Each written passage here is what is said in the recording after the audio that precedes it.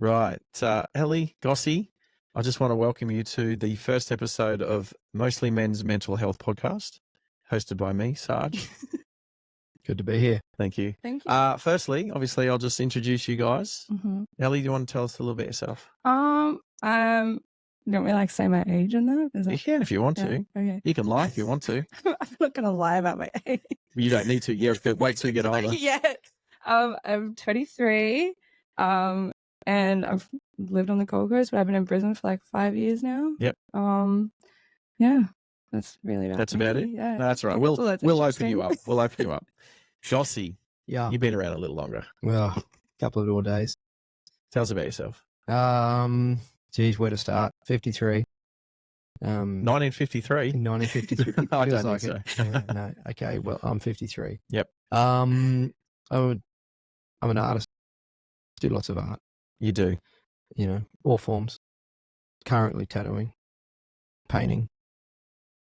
I keep encouraging you to paint my helmets, but you just haven't gotten there yet. It's got a bit more of a setup. But you're a good airbrush artist too, yeah? Yeah, I've done plenty of it. Yep. Yeah. I don't know. I don't really like to blow my trumpet about what Well, you can. Why don't you plug your shop? Okay. Well, yeah. Well, we have a tattoo shop and a coffee shop and a bar. What's we it have called? live music. It's called Method. Method? Method. Whereabouts is it? It's over in Brendale, Which is in Brisbane, Queensland, Australia. Yeah, we have some. For those people not in Brisbane. We have some pretty funky events going on. You do. I've been to a couple. Yeah. They're We've had some. they're very fun. They're very friendly. You'd never have a bad time. I haven't. Nice. I've always come away smiling. Sarge, do you want to tell me about you? Yeah, okay. Because this is episode 1, obviously. So myself, 73. That's not. Geez, you look good. So I'm 50. I was born in 1973. So 50 this year, and last year. Grew up in North Brisbane, joined the army when I was young. Otherwise, I was going to go to jail for sure. And that will come out a lot, especially when we talk about the subjects we're going to talk about. Joining the army was definitely one of the best things I did. I did 20 years. I got out into being a personal trainer, which had a lot to do with life coaching. And then, I guess when COVID hit, it was really sinking myself into the social issues of life, and not just life, but also my decisions. Like why do I do the things I do and make the decisions I did? Because not all of them are the right decisions. So it's like, how do I think better so I can make better decisions? And then we've popped out the other side of COVID, and here we are. We're in a crazy world right now, especially in the West. Like we've got Ukraine being attacked by Russia. We've got Gaza, with the Palestinians and the Jewish, and it's all a bit crazy over there. And we're a little bit lucky to be in Australia where we're not really affected, but we've got a lot of our own issues. God, and yeah. And that leads me into our first topic we'll talk about tonight, which is male suicide. I know that I've been affected by directly having bad times and dark moments, but I've also been affected by friends of mine taking their lives, and just want to talk with you guys tonight about my experiences and the reasons why, from my perspective, what I've seen happen with those guys. Yeah, male suicide has definitely affected me. Elly, what about you? Has it affected you in some way? Yeah, not like I've had attempted suicides happen in my life with males. Definitely. I had a close friend of mine back when I was in high school. Unfortunately, he had a whole hand reconstruction and was prescribed opioids for the pain relief, and unfortunately fell into a little bit of an addiction with that. Felt kind of embarrassed to speak out about it because I feel like addiction is so stigmatized, and just people rule you out. If you have addiction, you're scum of the earth, basically. I feel like there's not enough help for that. So he felt his only way out was ODing, which is really unfortunate because it's not the way out. Because if he reached out to family or friends, completely wouldn't have never happened, but it was the embarrassing fact of that. Have you had experience with women and suicide? Yeah. And so the difference being that men don't reach out to their... Yeah, definitely. I feel like mental health for men is so sheltered, and no one wants to talk about it. And I feel like we're here talking yeah, about it. Exactly. Yeah. But I feel like men, they have to be the strong ones. That's how society portrays them and how it used to be back in the 60s, 70s, even up to the 90s. And I mean, it still happens now that men are the sole breadwinners for a family and they're meant to be the rock, right? There's a lot of feminists out there would disagree. Yeah, which I disagree with that. Like, I grew up in a household where my dad did all the cooking, cleaning, and all that. My mum was the breadwinner. So I grew up in a very different world where mental health and men doing all of that wasn't a thing. Right. So I was very sheltered from that. I thought that was normal. And I'm guessing that's like my friend's family was the same, like, Yep. you know. But yeah, that was a big one for me. Having him do that, I was like, my best friend just tried to, you know. So that was scary, definitely. But he didn't pass away. No, didn't pass away. Very, very lucky that he didn't, because it was quite a high dose that he did.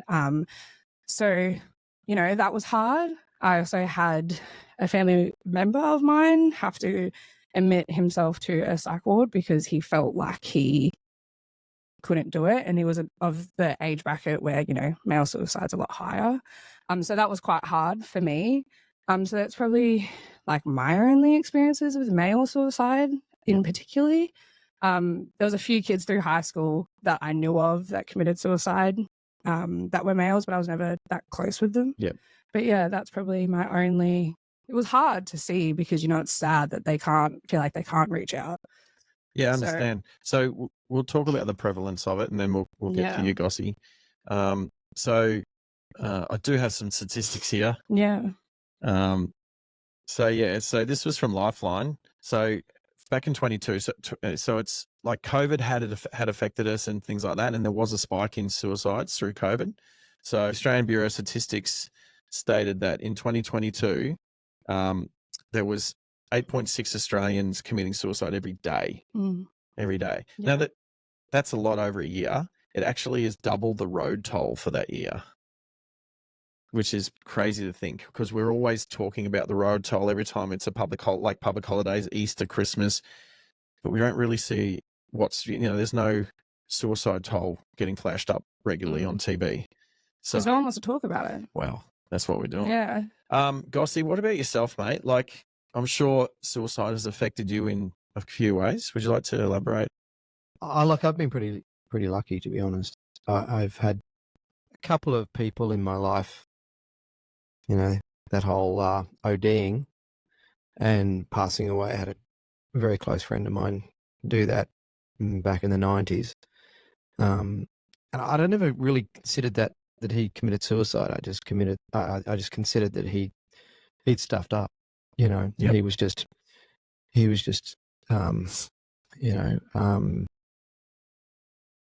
doing way too many drugs. Yep. Just wanted to get too high. And sadly he died. He was a beautiful friend, and he was an amazing person. So can you confirm, like, he didn't just take too many drugs because he was sort of a bit lost in that situation? He literally took his life. He died. But it might have been an accident. Was it And an that's accident? the thing. I don't know, and that's the thing. And unfortunately, I lost contact with his family because they kind of went underground after that. I was living down here. He was living in Cairns. Yep. But that's probably one of the closest people I knew. But again, I didn't look at it as a suicide. I looked at it as, did he mean to, or was he just, you know, basically, medicating a bit too heavily and just went over the bridge. Yep. But and for myself, I've had a few things that have happened in my world where, I've looked at where I was at a couple of times in life, and I'm just going, I don't know, what am I going to do here? Because, you know, and this wasn't a conscious, hey, you know what, I'm out because this is too hard. I mean, this is something that really was playing on me for a long time. It was mental health. It was actual mental health and severe. I had a severe episode of psychosis and anxiety where, you know, I mean, I'm spewing up, I'm vomiting, I've got the shakes. I can't look at certain things, certain objects. I can't hear certain sounds. And it would, and I never really told people about this. This happened in my late 20s. And Psychosis is horrendous. yeah, It's horrendous. Yeah. it was really, really hard because there is no control. There is no, when's it going to happen? I don't know. It just happened. Yeah. And then, and that took me about 3 years to really get past. And I didn't see a doctor. I didn't get any. Why not? Stubborn? Stubborn. Oh, well, yeah, stubborn was one of them. But I also had this thought in my head that, if I believe I can overcome, it was a weird one because part of me was going, I want out. Yeah. Another part of me was going, dude, you got this. And funnily enough, I'm quite into music. I'm an arty music person. Yep. And it was the lyrics of a song that really made me go, whoa, hang on, wake up. And it was a Faith No More song, Last Cup of Sorrow. And It's good, man. It was heavy. Is that song still so meaningful to you today? Big time. Yeah. Yeah. And I just remembered hearing it and it was like an epiphany, I just went, man. And the lyrics are, it's your last cup of sorrow, drink it today and get on your way. You might surprise yourself.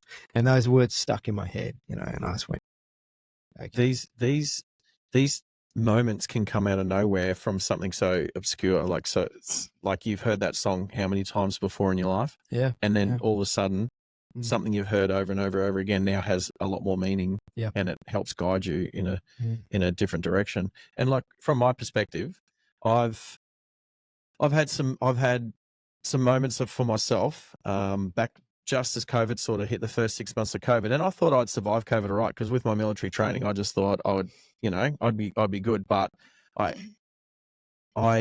was in a situation with a person who I'd considered a friend, and we were developing a friendship. And he was married with 3 kids, and through COVID, we're allowed to, transit between a couple of spots or whatever within 50 kilometers or whatever. And so I was spending more time over there. We're working on cars and stuff like that. And then it got to a stage where his true personality started to come out, and it was quite toxic and it was quite narcissistic. I could see it happening with his family. I believe that she's probably broken up with him by now because I think I've seen something online where they're not together anymore. And when it started to affect me, we got into a situation where I wanted to hurt him, and I asked him to not be somewhere when I was trying to collect my stuff.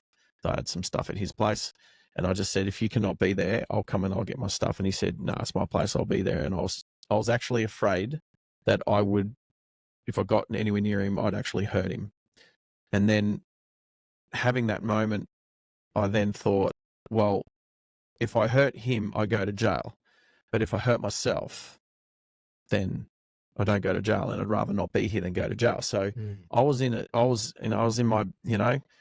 high performance car at the time, and I was just looking to drive it at 200 k's an hour into a tree when I thought, I've heard about Beyond Blue, and I'd like to know in Australia, which organisation that helps with suicide and, with male suicide in particular.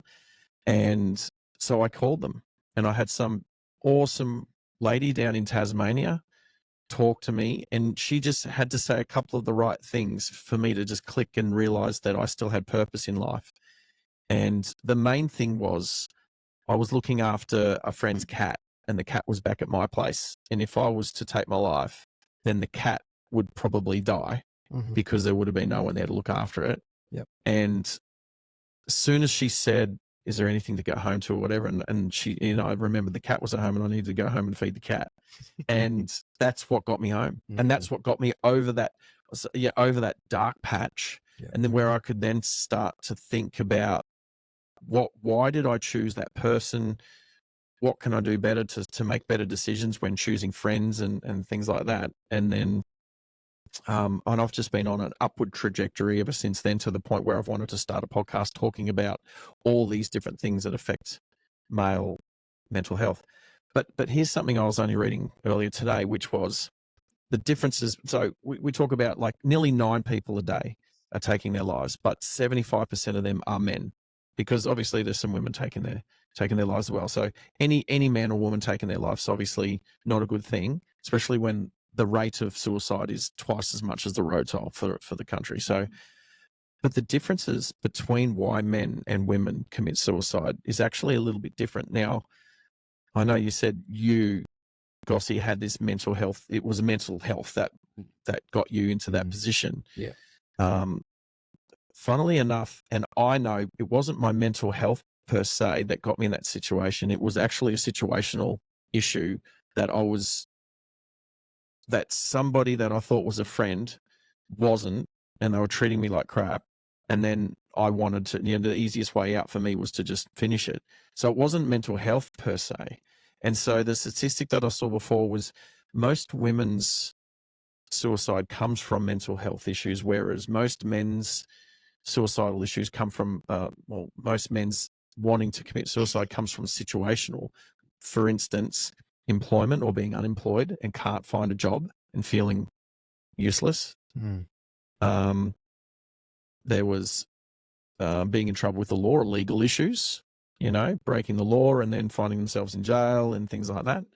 And a big one for me was family issues or spousal issues, which is massive because in 1 year, about probably 10 years ago now, I had 3 of my friends all take their lives, and all 3 of them took their lives mainly because they did not have access to their children because the mother of the children denied them. Now, I know in one of the cases, the guy was probably a little bit to blame for that. Like his mental state wasn't good to be hanging around the kids. But I know in 2 of the cases, they were victims of the mother being the perpetrator of domestic violence. And I'm not talking about hitting. I'm talking about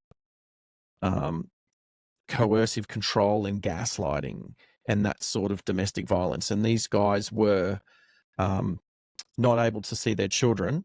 These women had said that they were, that the men were the perpetrators of domestic violence when they weren't. And because the law does still side with the mother more than the father these days, they didn't see another way out. They couldn't see their kids and they took their lives. And it was a situation where the mother was denying the father access to the children to try and hurt him. But I just don't think mothers like that realize that it's actually hurting the children so much more.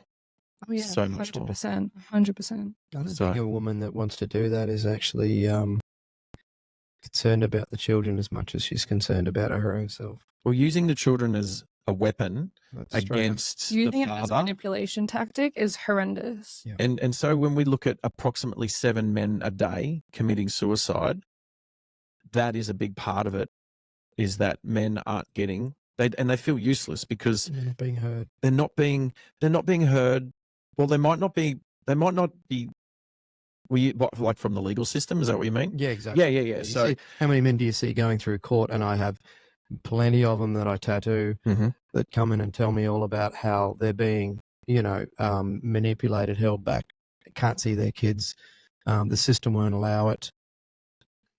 Then they're just at their wits' end. Yep. Not even just the system though, like even family and friends. As a woman myself, seeing the way that women control men in that way, I think is absolutely disgusting. Unless there's actually a reason why he shouldn't be seeing the child if he hits the child, yeah, whatever. if he's a perpetrator, 100%, but don't put like that affects the child so much more. Like, and I know from experience as well, like even it destroys a child, but not really being put against a family member, especially a dad. Yeah. And you might not see it overnight, like it might not destroy them on the day.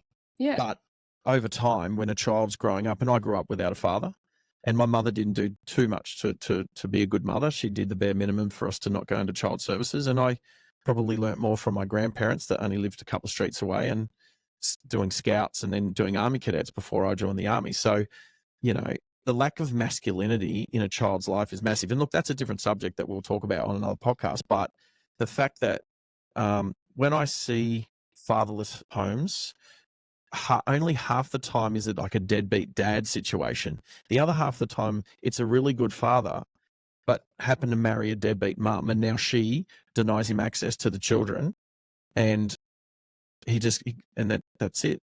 One of the really troubling things about fathers that will commit suicide is the flow-on effect of that isn't just that the kids have lost a father, but statistically, kids that grow up after having their father die or take their life, they're more susceptible to doing it themselves. Absolutely. As well. Yeah. You know? So the two biggest, Elly, you mentioned, a demographic of men that take their lives more. And the two demographics of men is men, late teens entering around the 20s and late 40s entering towards 50s. And Gossy and I, just cracked the 50 mark ourselves. So we know and understand and have seen how that affects the older cohort. Actually, the biggest percentage of deaths actually men over the age of 85. But because they don't make up a big portion of the society, because not a lot of us get to 85, but them, and it's being lonely. Yeah, they're lonely, and it's not necessarily because there's not enough ladies around that are 85. Because we know women live older, and we know there's more women. So it's not so much that they're just probably not meeting. Must be hard. Want to do speed dating or elderly. Like my mum works with the elderly, so I do hear a lot about it. And yeah, okay. They're just even in the best nursing homes, they're still so isolated.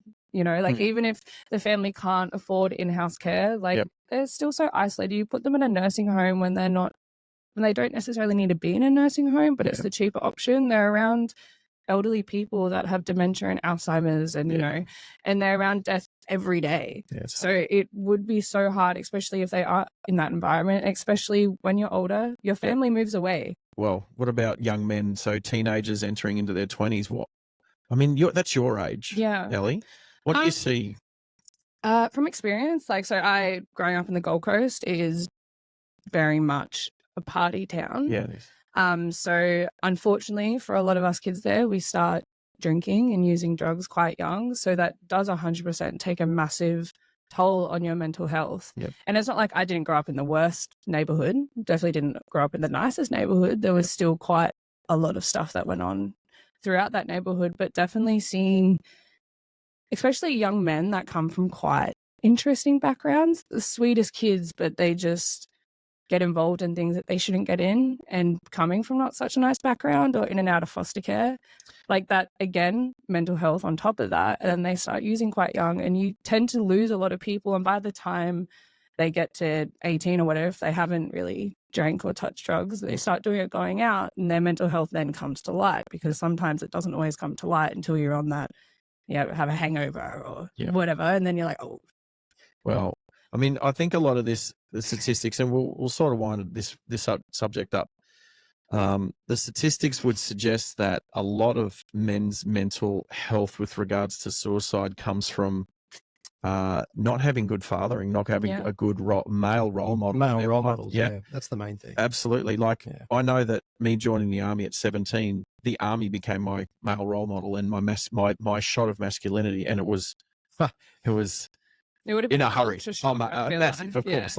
If you watch movies like, a good one is Full Metal Jacket. When you watch the first half of Full Metal Jacket, when they're in training, it wasn't unlike that. It wasn't unlike that at all. As far as I'm aware, the military is not quite like that anymore. It's a bit softer. No, it's definitely changed over the years, hasn't it? I grew up in the military. Yeah. My man was Air Force and Army. Yeah. So I grew up on bases, and it was definitely a culture. It was tougher. Yeah. It was tougher. And the men were tougher. Yeah. Most of the men, they grew moustaches young, They had muscles. They had, Yeah. You always looked at them and went, he's a tough bloke. Yeah. And they outwardly spoke about being tough. And you were a man. Yeah. So let's wind this up. Elly, is there anything that you can think of that might help, that comes to mind with men and their mental health and not going down the road of suicide? I think it's easier said than done, but find someone that you can really trust. You don't have to pour your heart out to them, but if you're in a spot where you're generally not doing okay and you're someone like me who doesn't like helplines, I would prefer to confide in, you know, someone like you, Sarge, or anyone other of my friends than what I don't want to talk to a stranger about my feelings. So like even finding that person, like, hey, I'm not doing all right. Can we just hang out? Don't have to talk about anything if you don't want to. Like I feel like pushing someone to talk about it, that doesn't help. Yeah. I'm not going to open up to you if you push me to talk about my feelings. I'll talk to you when I'm ready to talk about it. So not pushing the person, which I feel like helplines and therapy and counseling can really do, although they help for a lot of people.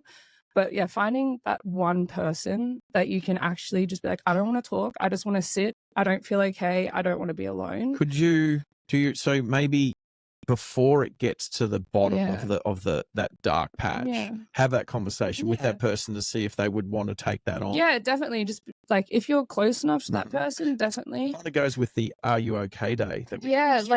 And I mean, I'm lucky enough. I have friends. I don't have to be like, "Are you okay to be this person?" Like, I'm very fortunate in that aspect of things. But yeah, definitely. Even if it's not a friend, a family member, or a coworker that you're close with. Like, I know, not that my family is horrible, but it's not necessarily people you can go and pour your heart out to. So I am, for one, that relies a lot on my friends, and I think, don't have a stigmatism around yourself because you're a male. You're allowed to feel and you're allowed to be raw and emotional. Like I feel like there's nothing sexier in a man unless they're raw and emotional. Like I feel like it is such a beautiful thing to see a man be able to be raw with you and actually speak about his thoughts and feelings or anything like that. We will do another podcast talking about men opening up and who to open up to. Making that first step. Yeah, definitely. We'll get you back for that one. Is like just telling someone, I'm not doing okay right now. Can we go get dinner or go get a coffee? Like that first step is major. It's the hardest step to make. But once you make that step, it's still going to be hard, but you have a support now around you. Yeah. Regardless if you don't have family, you don't have anyone, just finding that one person. I like it. So Gossy, and what about you, mate? How can we close off this subject and what can we look forward to in the future to try and stem male suicide?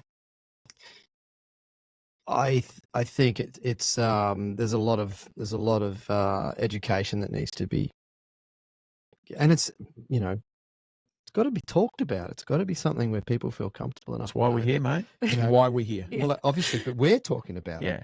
But it's not to other the people media too don't talk about it. Yeah. The media don't want to talk about it. The government kind of skims over it because the government aren't here for us; they're here for them. It's another story. That's another podcast.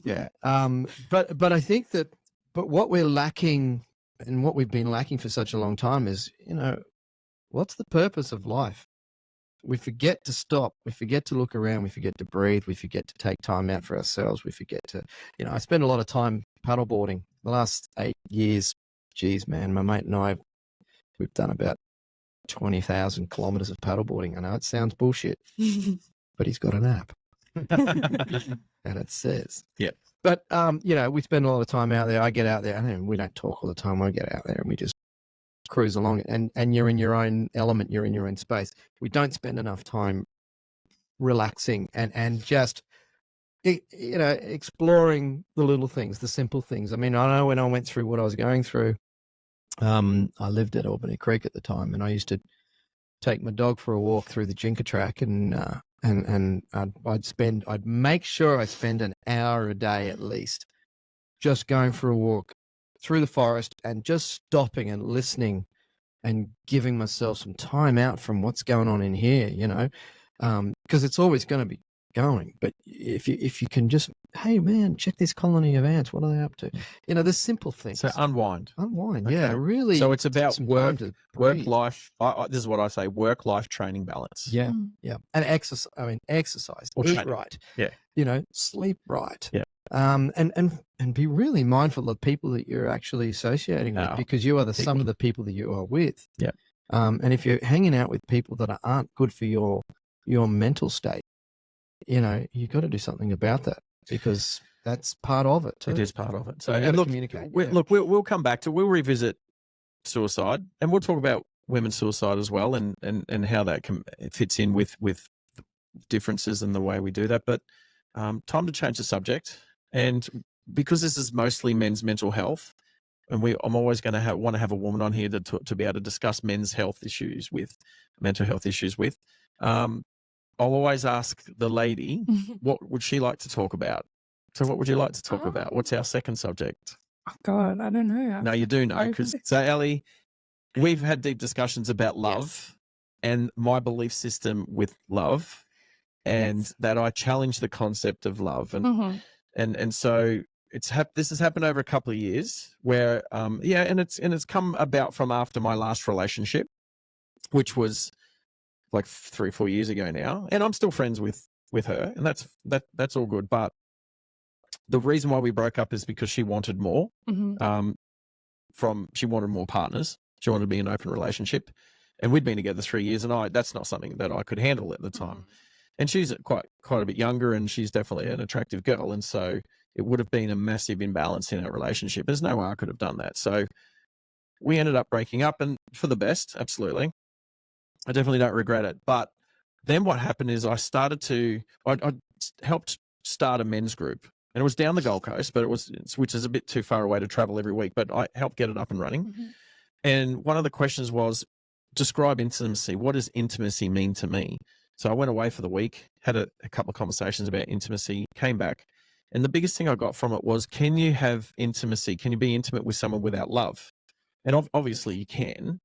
And so then the next question was, well, what is love? And when I started to ask people what is love, nobody can give me a straight answer. I don't think if I look back in my whole life, even though I've told people I've loved them, and that's just society saying this is what you should do. I don't actually think I've ever loved anybody or anything ever, which then led me, I woke up one morning, I was out for a run, and this epiphany moment, it was, I don't think love exists.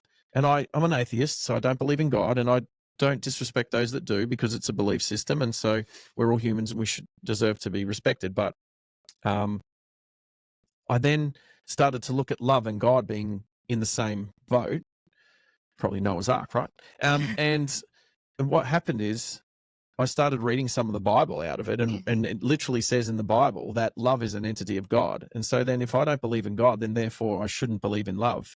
So then when I started to break it down, I realized that for me, love is a belief system, and I choose not to believe it. And so that's the basics of it. And 99.9% of people out there are going to just go, wow, wacko.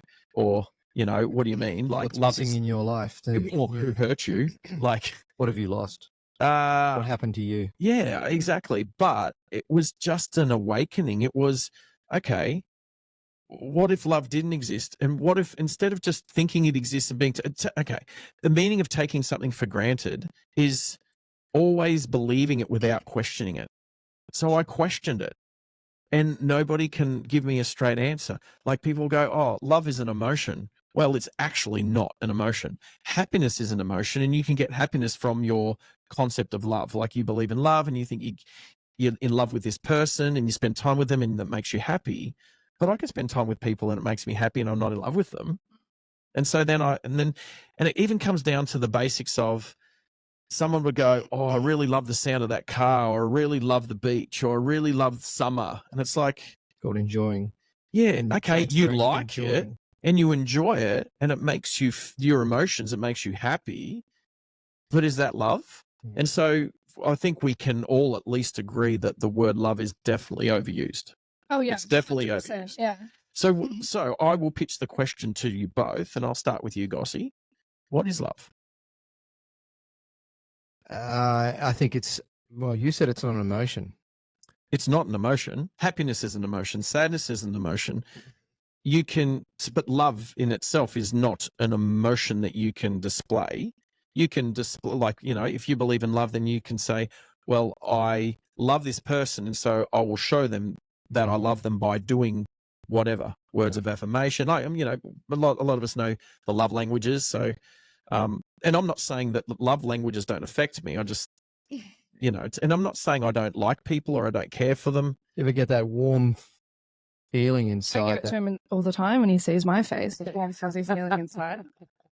I don't know if it's your face I'm seeing, but well, for me, it's wanting to be with that person and being secure, knowing that other person connects with me. I don't know.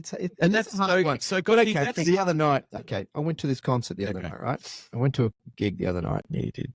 And yeah, I did. I might have seen some stuff on social media about that, Gossy. Oh yeah, that's the gig. Yeah, that's the That's gig. the gig. Yeah. Was it? Can you say his name? Slash. Yeah. Yeah. He was Wild. great. Yeah, he's cool. Anyway, Jada and I went. Can I say Jada's name? Can I? Of course you can. Maybe. If you want. She's your future wife. Of course you can. Jada and I went to the concert, and she said, "Babe, can you go and get me a drink?" I said, "Absolutely."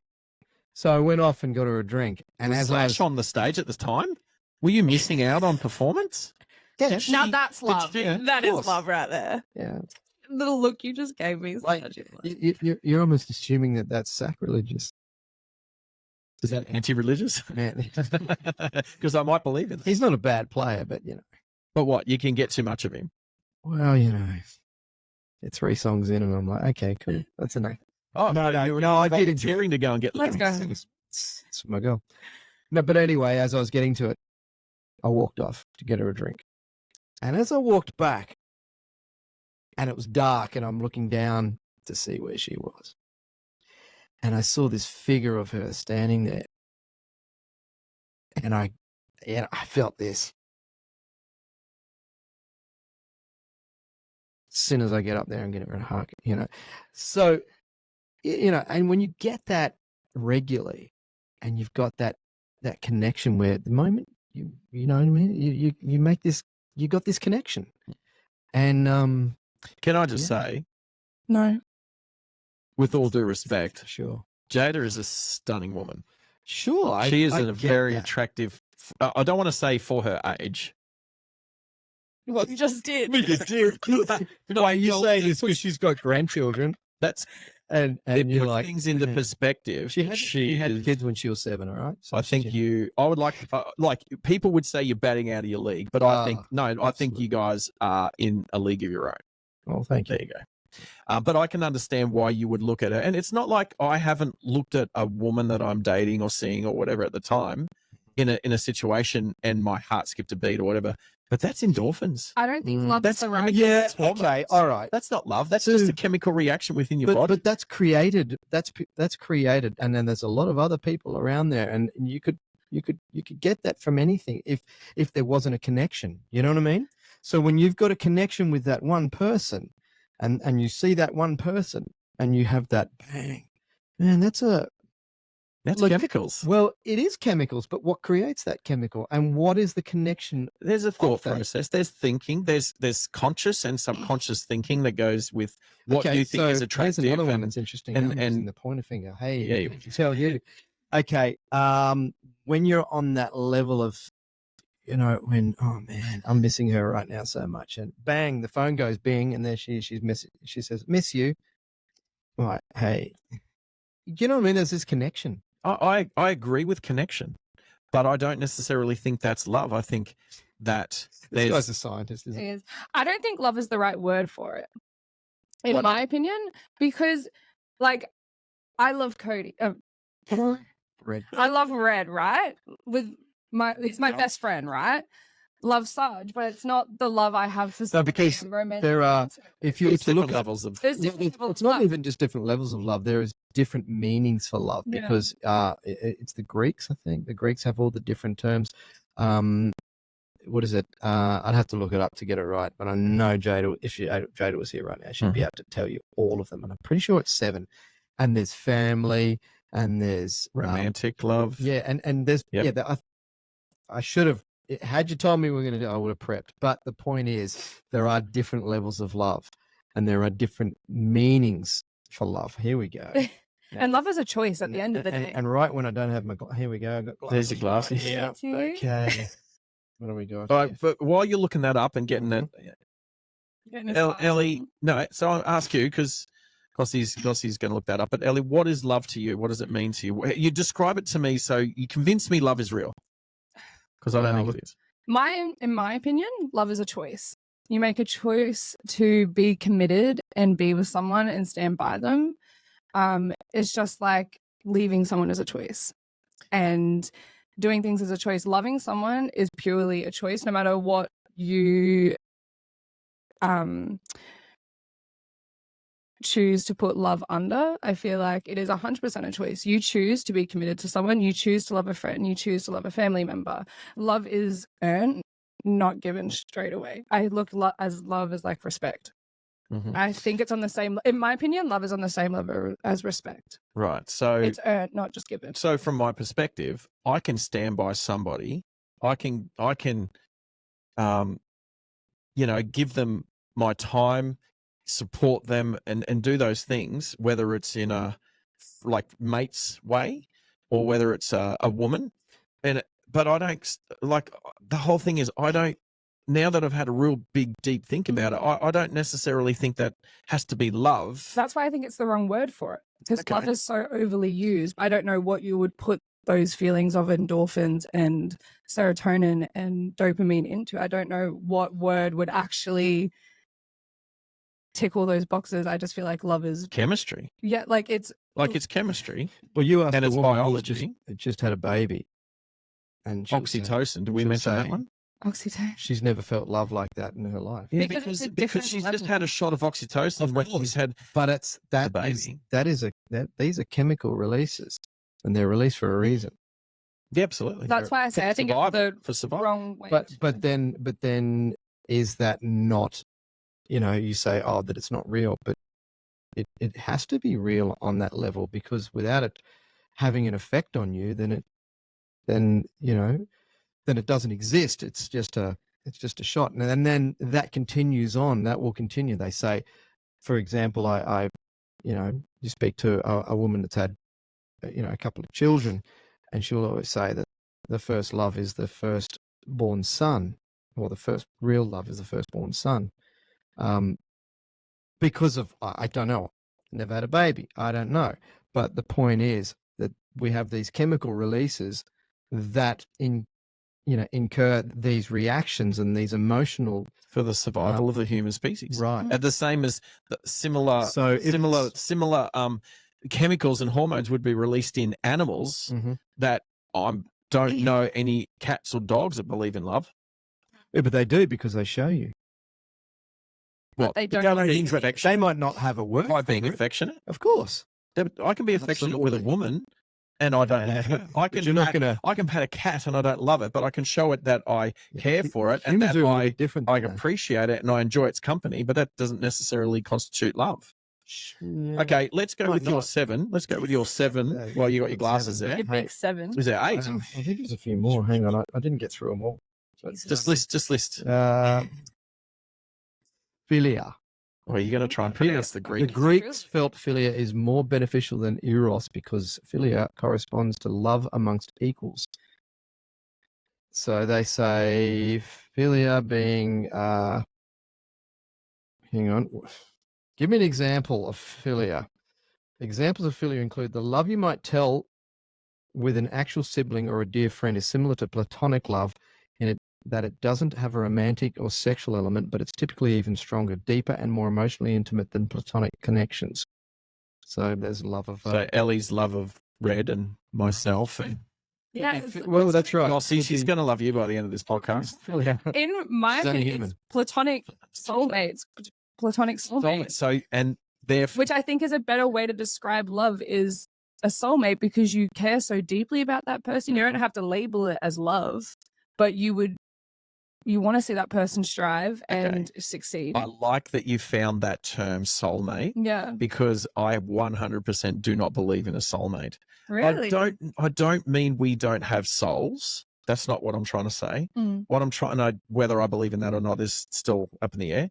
But what I don't believe in is that there's a soulmate out there for you, like one person. No, you will have so many soulmates through your life. So many. I think that's got a lot to do with vibration, and the way we vibrate and the frequencies we all vibrate at. Because you're going to meet some people that you're going to really connect with in an instant, and then there's going to be people that will grow on you because you're not sure, and you've got to learn a little bit about their personalities. And then there's some that you just instantly meet and you go, you know what, I Yeah. cannot, and they use this term, I cannot vibe with you, vibration. So, you know, I don't not agree with. I mean, we do vibrate. Our atoms vibrate. Our body cells vibrate. We're always in a constant, of course we are. you know, The world is state of movement. the whole world vibrates at a frequency. And Is it 350 hertz? Is that it? So I don't disagree with vibration and vibing with someone and stuff. And I'm not saying that I can't care for people. I can't be in I can be in a sexual relationship with a woman. And like the last girl that I saw, we caught up. We saw each other for a year.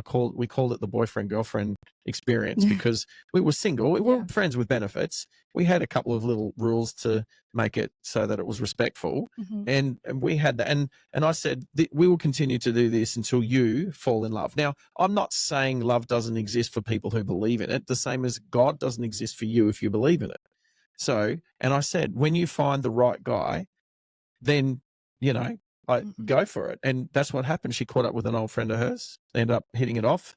And she was like, oh, can we stop? We're going to have to stop seeing each other now. It's like, but if it's because you're improving your life and you found somebody that you can spend more time with, and I watch her Instagram and I'm proud of her for finding someone, and they travel around the place. She looks so happy. And I believe that she believes she's in love. Absolutely.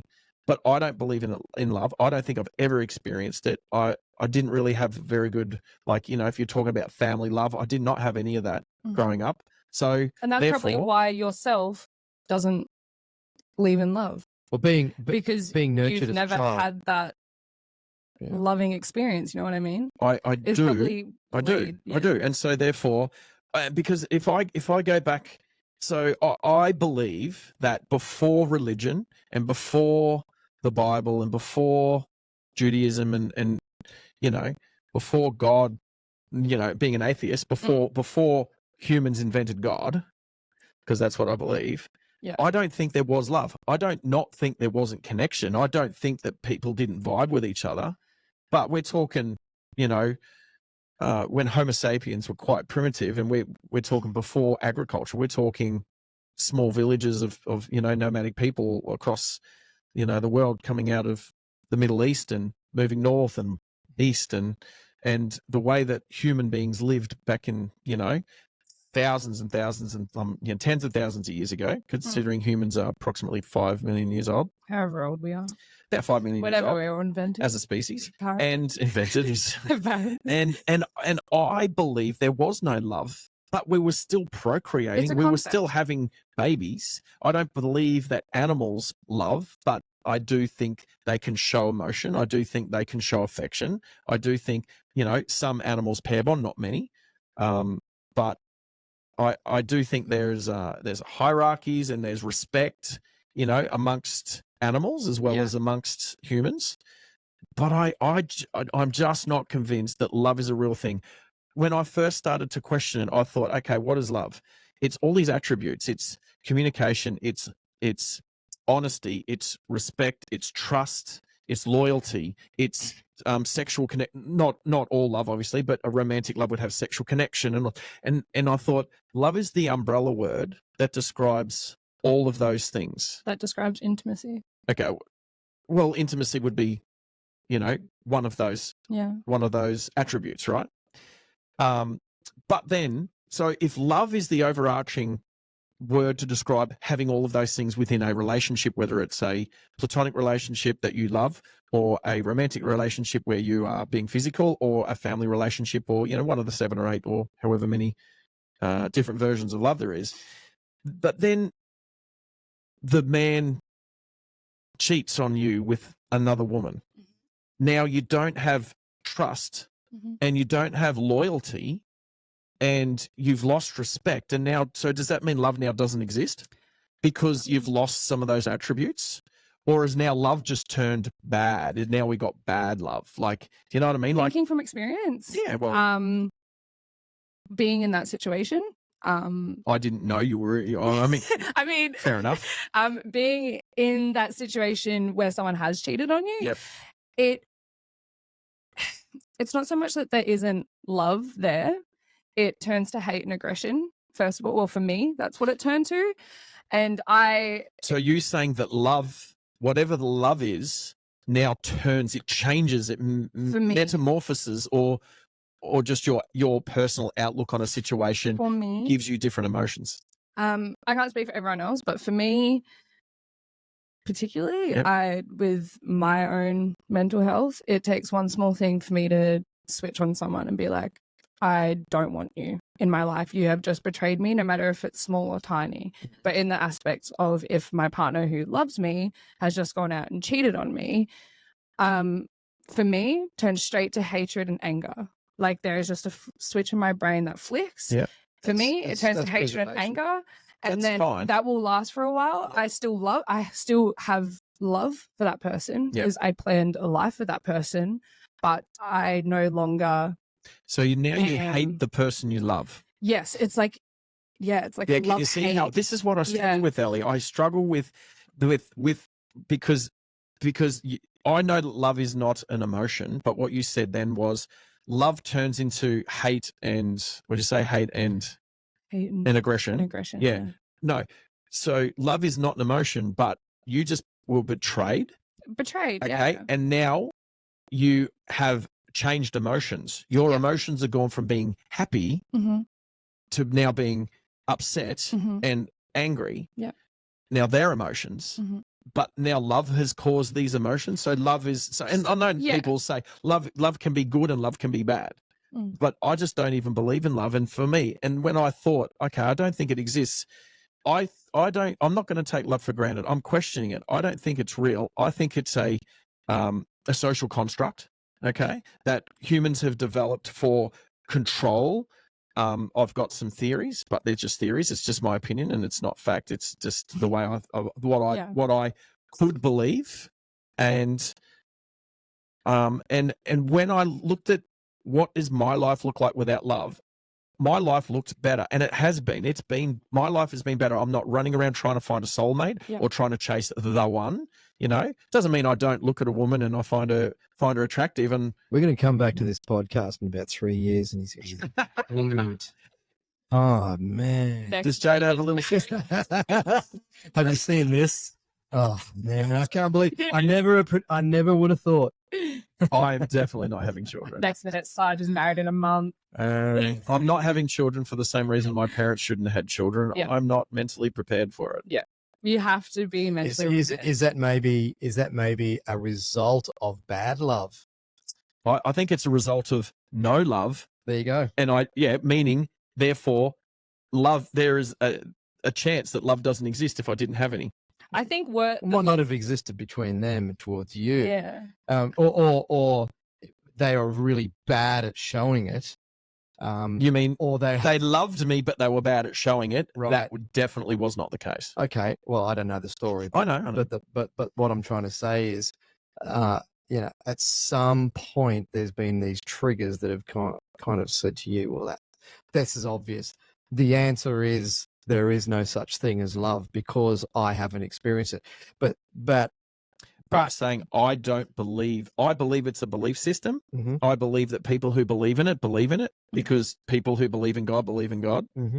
I don't believe in God. Have you ever been listening to music and you've had these like shivers up your spine? Yeah. There's songs that make me do that. Even the same song will make me do that. There's a couple that do that every time. Right. So your pineal gland's working. That's good. I'm functioning. He's doing a bit of a mental health check on you here. Thank you. You are functioning. Thank you. Well, I think that there's obviously there's a reason why you're saying no to this, and you've got a complete no. I don't believe in it.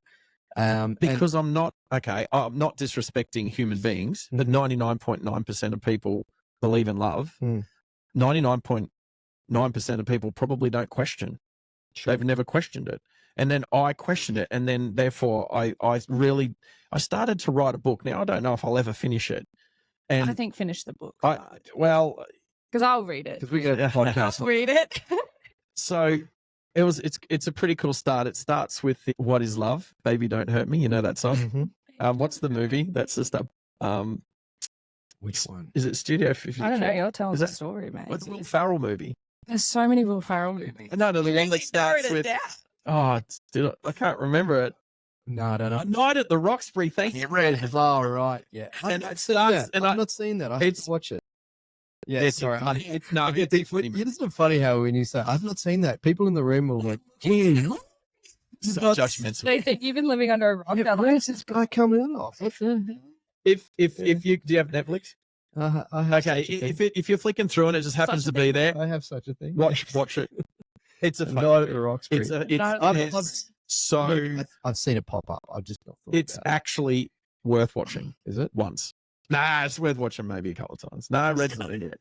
But There's part that of the same movie video, is that brother, Hathaway that song. brother, Movie night that outside. Justin. You know the Hathaway song, "What is love, baby? Don't hurt Yeah. me." And so, and that's a good question. What is love? And that's how it starts. It's like I've used that quote from that song from that movie because it's funny, but then and I go right into when I started, and I'm not reading the Bible because I believe in God. I'm reading the Bible because it's an interesting read. Mm-hmm. I was going to get through these sevens, but I think we've. Do you want to finish up on it? We'll finish up on this subject. Yeah, Sorry, look, you took too If you, well, he's going to struggle to pronounce all these Greek names.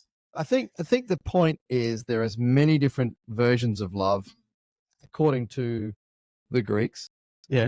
The And the Greeks never wrote did- fiction stories. Where did The they Greeks go? never made stuff up, I did think they? Where did it's a they ever go concept wrong? in a word that they've picked to describe all of those feelings you get from caring about someone and deeply, deeply, deeply caring. That's what I think they've put love under. I don't think I get what you're saying, that love doesn't exist, and it's definitely a concept. And if you believe in love and that's what you truly believe in, then that's great. I think if you believe in love, it does help guide you and answer some questions that, like why do I feel this way? Mm. Oh, because I loved you and you cheated on me and it hurts. Like love explains that. But I just thought a lot deeper into it. And I just don't necessarily, I do believe in biology. I do believe in evolution, and I do believe in chemicals and hormones. And I know that has made the human race be like the most intelligent, life forms that we've known, like That we understand. that we're all, like, definitely on Earth, but maybe in the universe. Jump in the ocean and Right. see how they all. So we'll finish off on that. I have not had anyone convince me that love exists. Mm-hmm. I believe if you believe in love, that's good. That's going to help guide you through your life. But I choose not to believe in it because nobody's proven that it's real. The same as I choose not to believe in God, and I put them in the same boat. Love and God, I don't believe in them. But is my life any worse for it? No. I don't think so. Is my life better when I renounce love? It has gotten better because there's certain things that I'm not doing now. I can't have my heart broken anymore.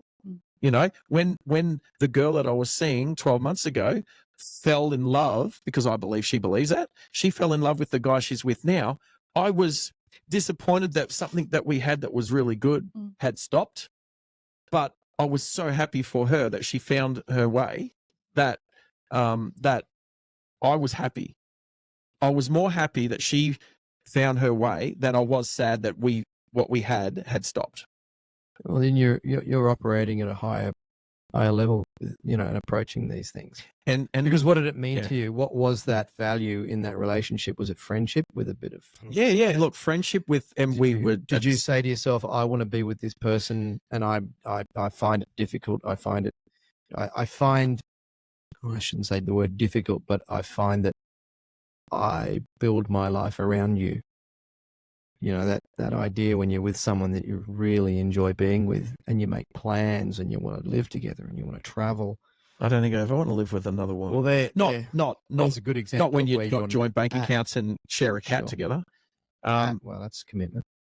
I've been there a few times. Babe, But- I brought a dog, and then 6 months later, he cheated on me. So don't talk to me about bad commitment. Dog cheated on you. Yeah, the boy did. It's fair to say the dog's Right. the dog's going to be. We'll wrap this up about love. I'll just add one thing. Well, go on. So the other day, Jada sent me this really cool clip, and it was this mother Labrador with the puppy Labrador, right? And the owner of the dogs was chastising the puppy because the puppy had chewed the sandal or something, done something, and the mother was sitting behind the little one, and the owner came up and grabbed this sandal and was, like about to. I think they were just kind of like pretending to, "I'm going to hit you. Did you do this?" and the mother dog grabbed the puppy and hugged it. And It's pulled mother it away. instinct, so that's definitely a mother instinct. Mother instinct. That's love. Whoa. Well, I will challenge that. An instinct is something that is instinct. I'm not convinced is love. It's instinct. That's why I'm saying I feel like that. Okay, so you're saying, you're saying, beyond a instinct. friendship. So we got I don't mates think and instinct. I don't think that's instinct. That's just protection of something you love.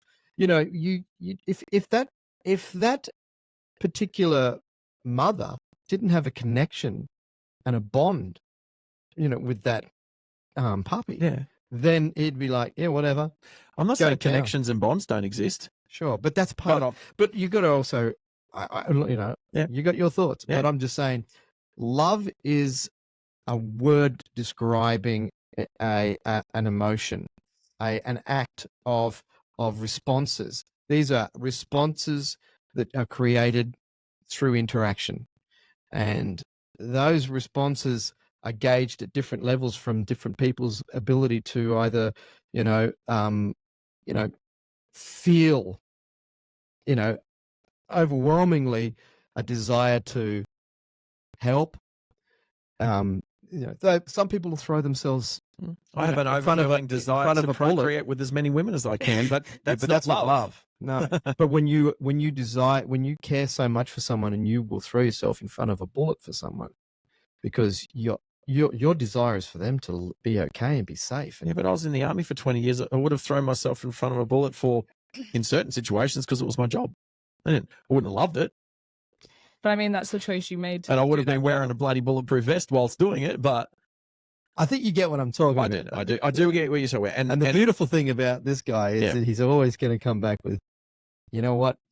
There's the logic of this. That's why I like having these conversations with Sarge, because he never says, no, your opinion is so wrong on love. I'm the same. I think we've had many discussions, whether it be your barista at your cafe hates when I get you started on conspiracy theories and stuff like that, and then I leave, and then he's stuck with you for hours. That's all right. I go upstairs and tattoo. Right, so the client's going to have to suffer. That's it. Let's move on to our third and final subject for this podcast, which is talk conspiracy theories. That's another podcast. That's a different podcast. That's multiple podcasts. Well, I'm going to throw a shout out to Trish. Mm-hmm. Trish is the young girl that works behind the counter at the gym that I go to, and I have quite in-depth chats with her about social stuff and life and bits and pieces, and she's actually such a sweet girl. and I really enjoy the moments that I have with her, because they're short moments through the week, and usually after a hard workout or a kilometre swim in the pool or whatever. And so I asked her, what is it that you'd like to understand more about men that hear on a podcast and stuff like that? And she said, when my boyfriend talks about his work in a way that I don't understand it, and it's really hard to understand what he's trying to talk about.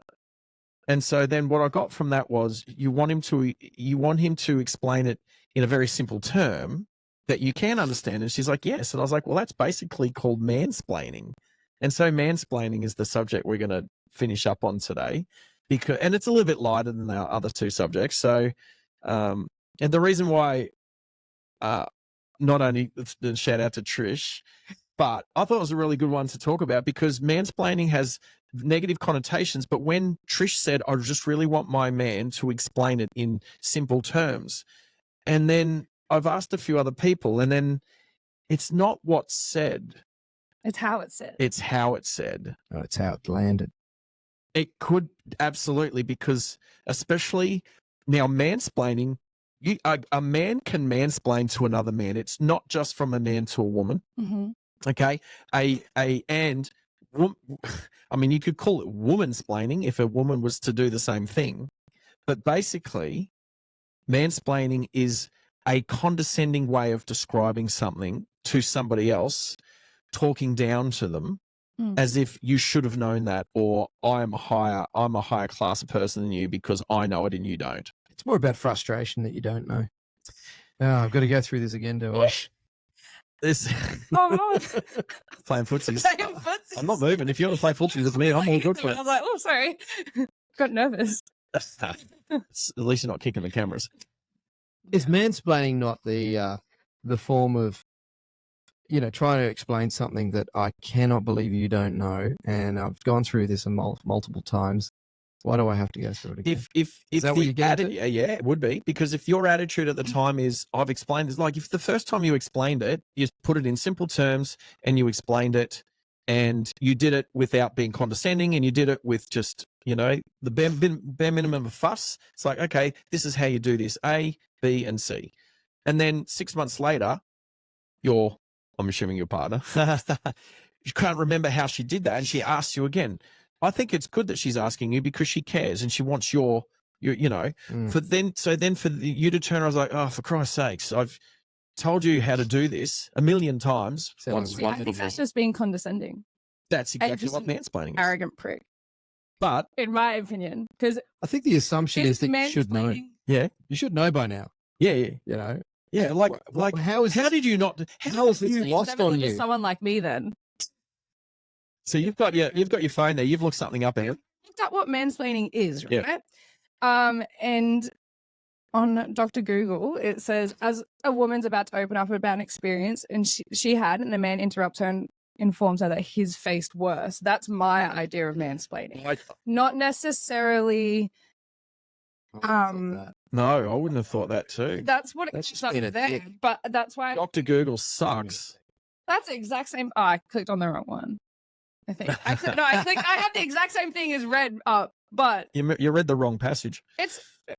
But the one Red's about to say is off Wikipedia. What one do we believe more, Wikipedia or Google? You know what? In life, you read everything that you can, and then you make a judgment call on what you think is the best description. I can't remember. But also, I don't feel like it's Look at him. He's going to have to mansplain to me now because I can't remember. Dude, we were out in the valley until bloody 3 a.m. this morning. I can't remember. How many bottles of vodka did we... Where was my invite to this? That's my question. Why weren't you working? Because I didn't want to work with it. Oh. I was supposed to go do it tonight. You missed out. Actually, yours, that's what's come up in. Yeah, it's exactly. I would assume that to be... What Red's saying is that husband comes home, says, honey, I've got this amazing opportunity. I'm going to quit my job and then I'm going to do A, B, and C, and we're going to be better off for it. And what Red's saying is that on most times, the woman only hears, I'm going to quit my job, blah, blah, blah, blah, blah, and thinks, no, I don't think that's mansplaining. I just think that's bad communication between men and women. But I don't think that's mansplaining. I think, there's a communication lacking there. Well, the way that I see it is if you go to Japan and you want something, if you go up to, you go to a bar, you go to a restaurant, and you want something, you want to really try. You want to learn a little bit of the Japanese and you want to learn the language and you want to try. And when they see you struggling and they speak English, of course, they're going to help you. But at least if you're trying to speak in their language. So if I want something from a woman, I will try to speak in her language, which can be hard because it's, we think we're speaking English or whatever language we're speaking. Yeah. But the way that we hear words and the way that we understand words is different between men and women. I think asking a friend or a partner, a male friend, to explain it differently because you don't understand it, I don't think that's a bad thing. But if they're coming up to you, dumbing it down for you, assuming that you don't know, then dumbing it down. Well, this is what it says here. Yeah, go for it. To explain something to a woman in a condescending way that assumes she has no knowledge about the topic.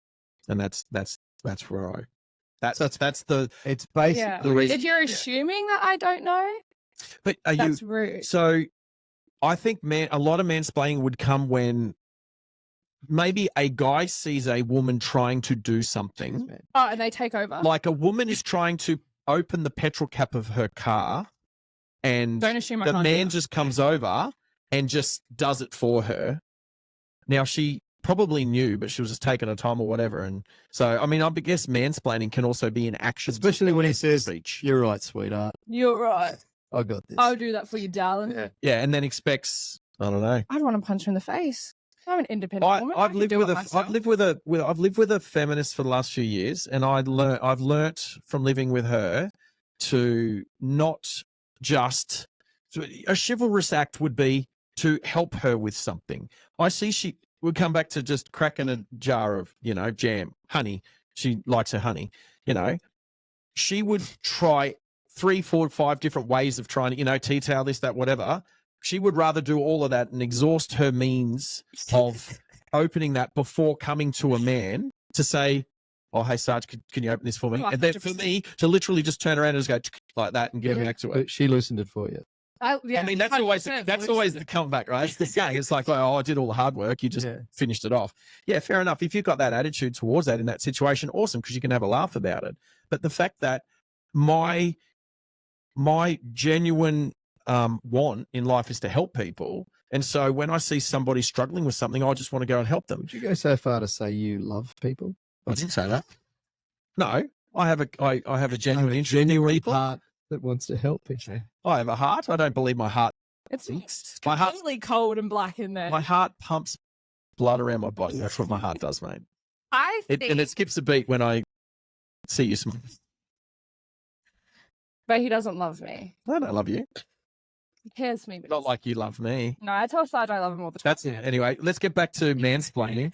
So, I think if you ask a woman, would you like some help? Nothing wrong with that. But if you just assume and take it off her and it's like, oh, so I think It's even just being asking, which is what it says. Basically, it says mansplaining is being a condescending douchebag. Mm. Right. Yeah. So I don't necessarily 100% agree with, at least like, asking is halfway, because I've been in situations when even asking, oh, would you like a hand with that, is too far. It's then the too far. woman's just No. annoying. Wait until 'Cause she offers for you to help her. Look, it's hard because we live in a world now that's got this big wave of feminism happening where masculinity is being called toxic when there is no such thing. toxic masculinity. No, there's not. and There's no normal such thing. masculinity. No, there's no such thing as toxic masculinity. There is masculinity and there is femininity and there is toxic people. And some of those people are men and some of those people are there's women. toxic women. There's no such 100%. thing as toxic masculinity. There is masculinity and there is a big lack of masculinity in life. Mm. And we just need to get masculinity from good people, not toxic people. Yeah. Okay, that's the difference. But there is no such thing as toxic. It's just the same as there's no such thing as toxic femininity. Ask any feminist. There's no such thing as that. So, but what I'm saying is, subject, isn't it? that's another podcast. Definitely a different episode. I know I'm going to get hate for that. And I'm the same. I'm not a feminist by any means. I don't look at myself as a feminist. Yeah. But I definitely think there's things in the world that need to change so we're on the same level. But also, if you look at it, how many women are out doing men's jobs? well, my ex-flatmate who's driving. It's not really men, women, but there's definitely women that can do that. There's Majority of women that can handle being mansplained to by the guys that are in those roles to teach them how to do those. There's women that are capable. There's a lot of women that are capable. But it's just they want to do the hard work. But if you were to look at the biological structure of majority of men and the biological structure of most women, you know, there are different roles set up for purpose. And that is because that is what we are built to do. Now you're talking about the patriarchy. Look what you've started. We don't have enough time for that. No. All right. We will wrap this up. Elly. Yes. Awesome to have you on as one of my first guests to chat to. You are definitely welcome to come back. Oh, thank Gossy. you. Yeah, no, I'm out. See ya. The problem. No, you're back. You'll come back. If I have to come back, you have to come back. Right, the problem with you is that you own a cafe that fronts a tattoo parlor. I have no tattoos and I gave up coffee 3 weeks ago. So I just haven't seen you. I've got no reason to come to you. The only reason I come to your shop is because I love you.